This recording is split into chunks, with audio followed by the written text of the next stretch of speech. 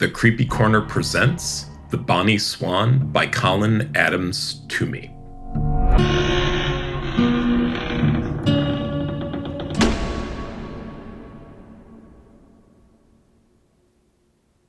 I thought I was the craftsman. I thought I shaped the piece and shaped the story. I know better now. Things were not always the way they are now. I wager everyone says that, everyone who suffers hard days. We remember a different time, even if it wasn't so rosy as we think. But there was a time where some things were better.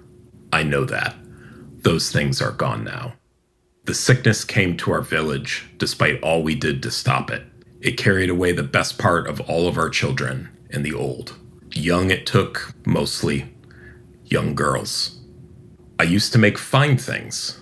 I was a luthier once, and made sweet fiddles. I tempted the wood into perfect shapes and made it sing sweeter than a nightingale. Working a fiddle, a good one, is like birthing a babe. Choosing the right wood, that's a joy. What is the grain? Can it sing right? Will it look beautiful once it's oiled and finished? You are proud and know that it goes out into the world, away from you. I'm lucky now if they want a nice piece of furniture. Mostly these days, I make coffins. They aren't difficult. The angles to cut are always the same, and there's no need to choose lovely wood for the working, not like before. Bleeding pine is fine enough when you go in the ground. The worms don't mind. All that matters, really, is getting the measurements off the corpse. Tom is the undertaker now, since Jensen died, and he calls at the shop more than anyone. We had a young man from the village next who was rolled over by logs while cutting timber. I saw the result, and I didn't need Tom to tell me that his mother wouldn't like to see him that way. I measured him up as best I could and sealed him in a box that was made of the same wood he died to get. Tom never looks me in the eye when we do our work, not when we get right down to it. I think he still remembers Lucy and how we nailed her up, but Lucy's in the ground, sleeping now. When a body has to go back outside our village, I go too. Like or no, I've undertaken the business of the dead, same as Tom. We see the coffin where it has to go, and we always take the lich way, the corpse road. That's how I first found her. Tom and I rode the wagon with the corpse in back, as we always do. The lich way is out on the moors, and we had to start early, before the sun was up. It isn't nice, traveling that way. The dead in the back, the road a dark nothing ahead, beyond the lantern light. There are noises in the dark, before people awake. We huddled close in the wagon, raised the lanterns high as we could, and spurred the mule on faster. It started when we came to the miller's dam. The miller's son came and caught us as we passed. He was pale, looked sick. He's only young, after all. We thought it was a swan at first, is what he said. We raised a lantern over the black water, and I could see her. She was pale, trapped against the dam, and she floated lovely. She'd hardly been in the water all that long. Her arms moved gently with the current. We fished her out together. Laid out on the bank, she was such a small thing. She had long, dark hair. Her skin was blue. She didn't look a thing like Lucy. Tom wouldn't catch my eye, at any rate. I started measuring her out. The miller asked what we could do to find her out, who she belonged to. That isn't our place. Tom was sharp about that. We don't question the ones we find like this. The dead is the dead, and the living is the living, and we keep to our own company. We pay them the kindness of passage and the respects of the wood, the coffin that takes them to sleep. Except I couldn't quite. I did my duty and took down the measurements. I ignored the miller and his son, wringing their hands at what their dam had caught. But as I did, I felt her wrist. Such delicate bones. Such strong, dark hair. The sun was rising at this point. Pink light on the pale flesh. I had it on me, the way I used to when they gave me a fine piece of rosewood to work with. Tone wood, that is. It sings with the player if you make it into a fiddle. Sometimes, when you find the right piece of wood, you can hear it singing already. I maybe heard her singing to me then. Maybe that's why I did what I did. I'm not proud of what came next, though I know what I do now. I told Tom, "Can you give her to me? I need to work her into the coffin." I had no right to say so, and Tom knew it. We'd done this maybe 30 times already. I needed only moments with the body, just to take the long and short of it, as it were. Occasionally, I'd needed more time with the body. If it was larger or smaller than usual, would be a reason. But we'd undertaken young girls before, a dozen or more. That's not why I wanted her. Tom gave me the eye, but his job was over when we knew she was dead. He nodded, and they loaded her onto the cart, and we took her back. Maybe we don't know why we do the worst things. I laid her out on my bench, pale and cold and small. Maybe we want to see how far we can come to the edge of the cliff. Maybe we want to see what happens when we fall over. To work with wood takes skill, but there are other materials. Lucy was this age when she passed. She who drowned, who took all that was good with her into the stream.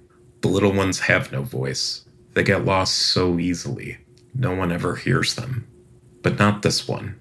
I could give her a voice. I heard that thought as though it had been whispered in my ear. It was that clear to me. When that is the command, it isn't so hard, after all. The first is paring the flesh away. And if you have the right knife, that works a treat. We look for the largest bones, for they are the easiest to work with. A good knife with a curved edge will take off most of the fat and gristle. This was the hardest part, if I were to be honest. A body has blood if it has been dead for a while or not. I felt sick, but I heard that voice, which told me it was right. I choked my sick, and I kept the butchery. I covered her face. Not seeing the face made it easier. The white cloth over her eyes went red eventually.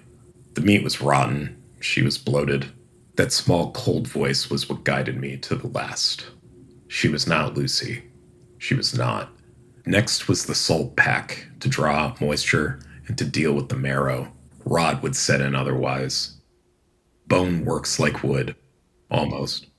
But I had to make it supple first, the old way. Leach out the bad, what would decay. The right herbs, and brain too. Her brain was enough, as it happened. They say the creature has enough brain to tan itself. As I worked, I hummed a song. I didn't know what it was, but it came into my mind. It was the right song for the work.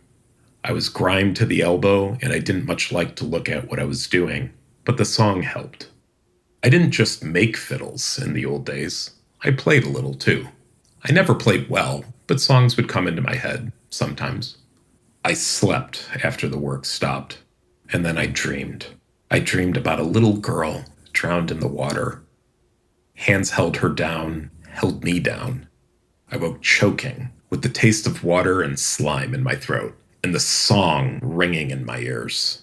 Sometimes I dreamed of Lucy, her dark hair, her laugh. Sometimes in the dream, she was drowning all over again. Sometimes she drowned me. I feared I was losing my mind, but I hadn't worked on something so beautiful in such a long time. For once, it wasn't a coffin. For once, I was giving something life again. That's what I told myself. That's what something told me. Steam-bending bone is not for the novice. Bone does not have all the same properties as wood. Giving the wood fibers a good steam will make them supple, bendable, easy. You can form it around a mold, make a curved chair back, whatever you'd like. Not so with bone. A little, and the bone will give well. Too much, the bone goes brittle and snaps. I hummed and slowly bent the bone.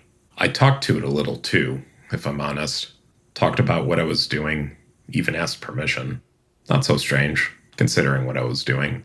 Little by little, it gave, yielded to the molds, and began to take shape. I felt good, felt pure. Something smiled on me, cajoled me forward. All I did was work and make and dream about it. The song was stronger and stronger and wove through the dreams. I saw the girl, saw Lucy, saw the shape on my workbench. I almost heard words to the song now. Not quite. It was like words to a song you knew once and can almost taste them on your tongue. Just a little more thinking would bring them back. Just a little more. I was thinking about tone now, how to capture that song. Breastbone, shoulder blades, those wide, flat surfaces. Bone is good for sound. Many have made flutes out of it. It could sing. She could sing as she wanted to. I used her guts for the strings. That was hard. I didn't like it, but nothing works better. The fibers need to be stretched and boiled and stretched again. After a while, they don't look like the thing they once were. Then it's easier to work them. The shop smelled bad, but I paid no mind. She told me what to do, told me to keep going. We were almost done now. She was over my shoulder the whole time. The bow was carved carefully from her thigh and strung with that strong dark hair. I kept it, touched it many times. It wasn't Lucy, but it helped to touch it. I felt small hands holding mine as I did.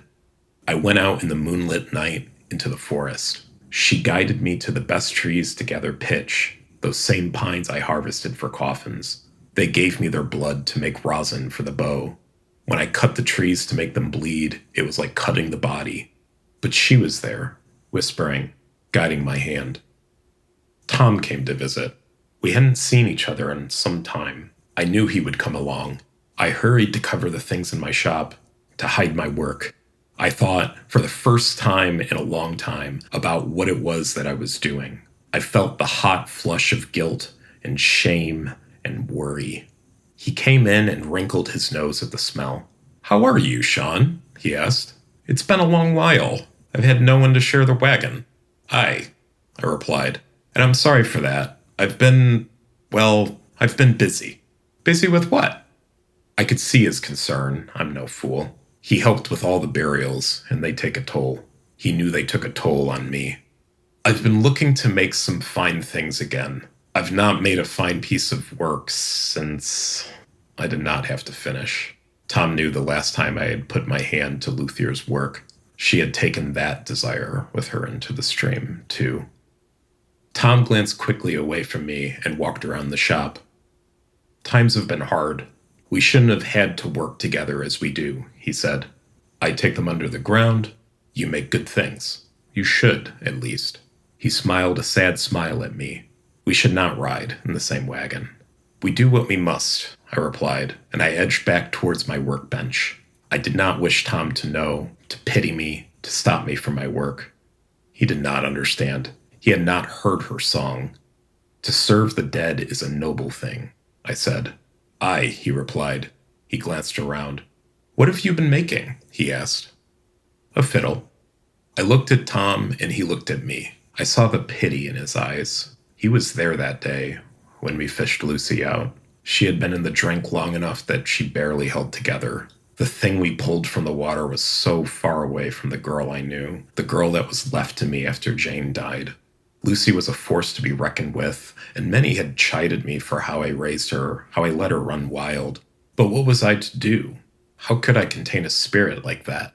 She ran me ragged. I loved every day with her in it. I was teaching her to turn a good wooden bowl when she died. She was better at it than me.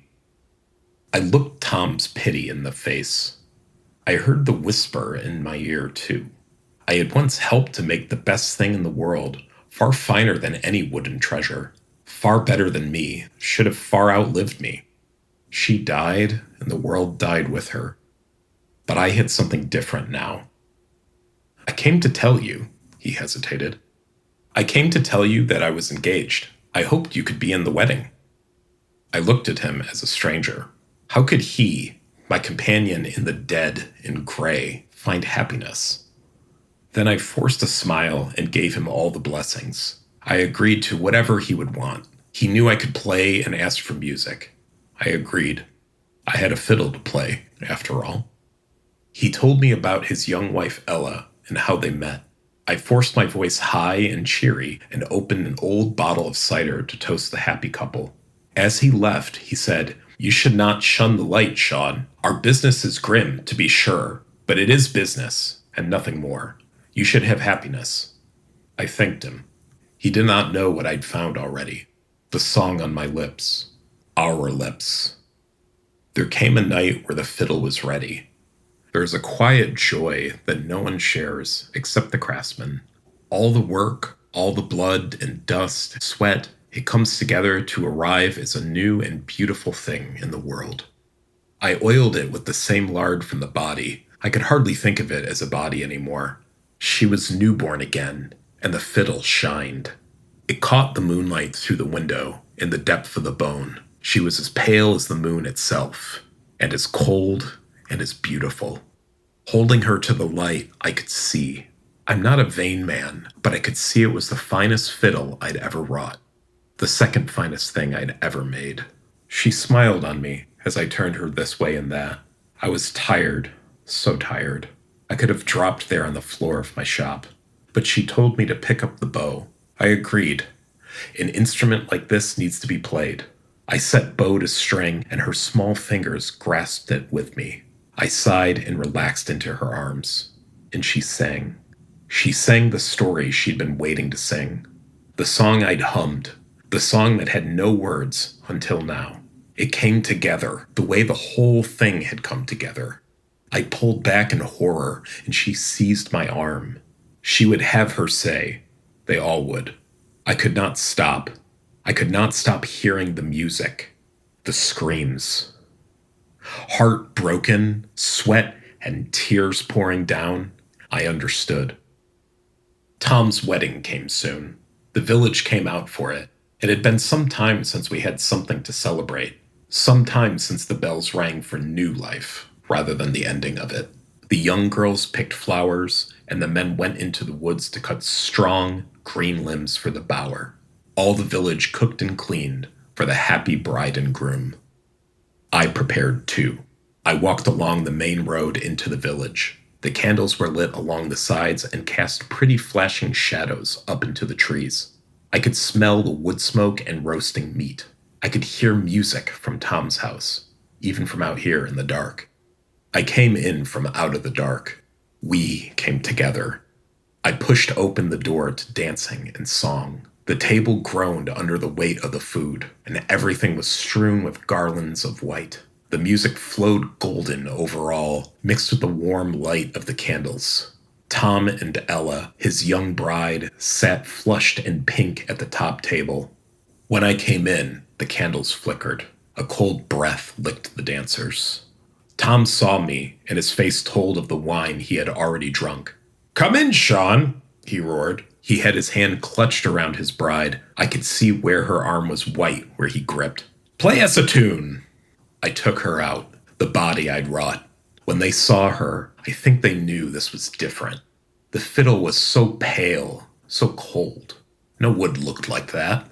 I could see the change on Tom's face, on Ella's, on everyone. But there was no stopping now. I thought I was the craftsman, thought I was the player. I wasn't. I was the instrument.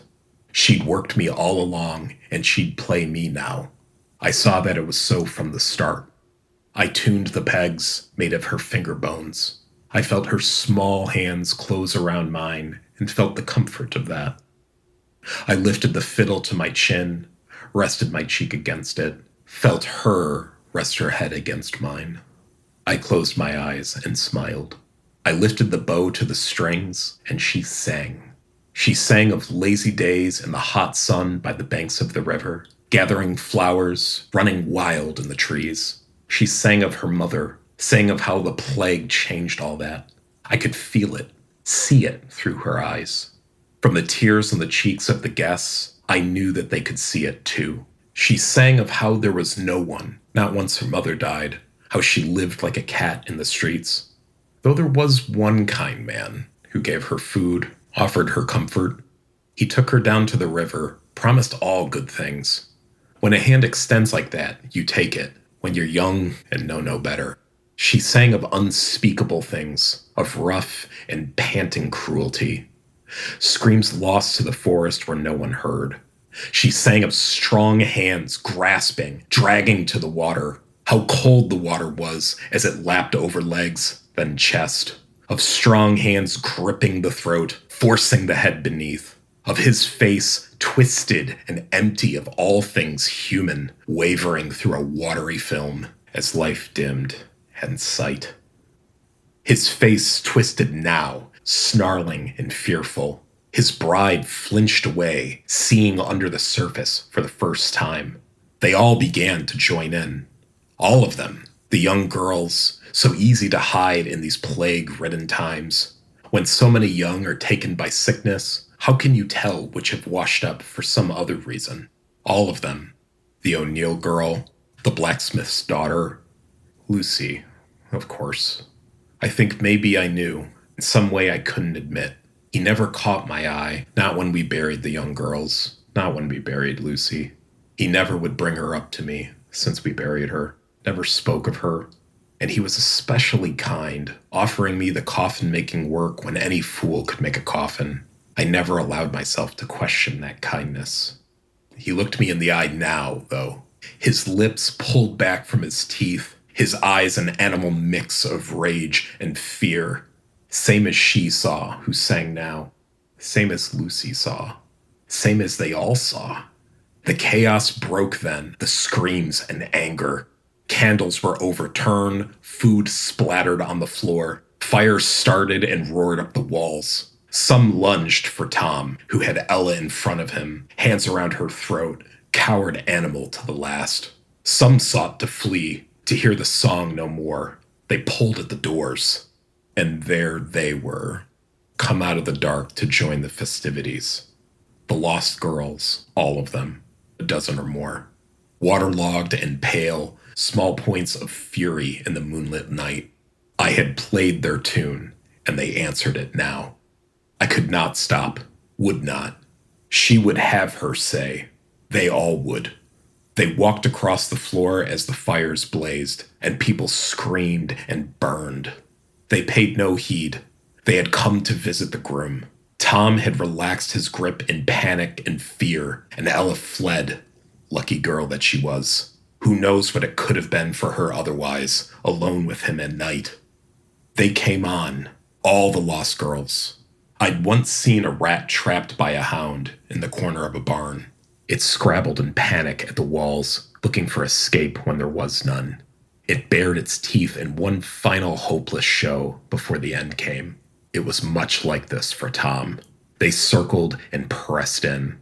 He ran to the back wall, but there was nowhere to go. He lashed at the girls, but they were dead, beyond the fear of pain and flesh. They were pale and relentless. Their milky eyes were fixed on him.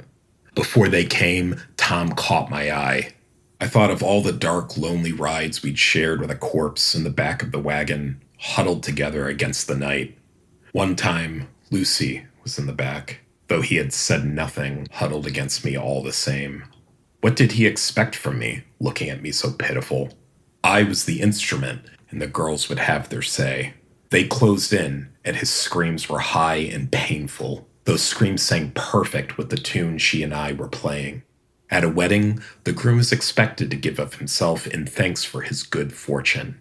He had had so many brides over the years. They each took a piece with them. I lowered the fiddle. She had sung her song. The house blazed, blood boiling where the fire licked the pool of it. I looked around, suddenly unsure. I had played, and what was I now to do? She knew.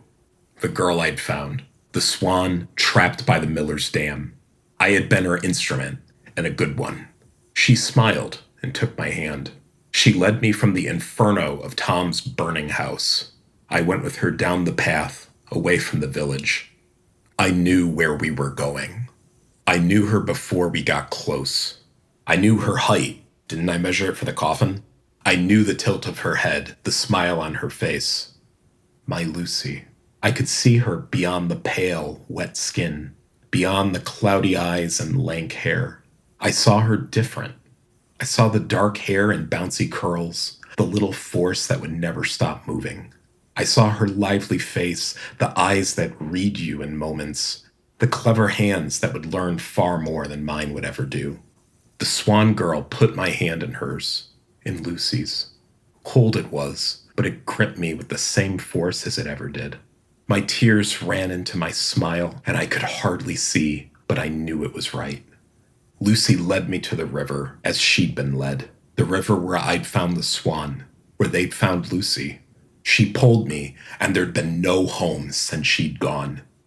I'd had nothing and nowhere since she'd gone down there. We were going home together now.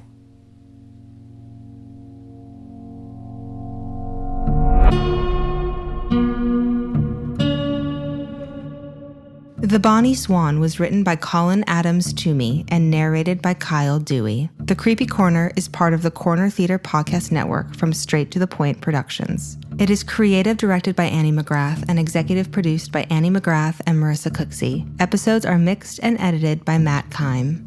New haunts and horrors will be released every Tuesday and Friday throughout October. In the meantime, stay creepy.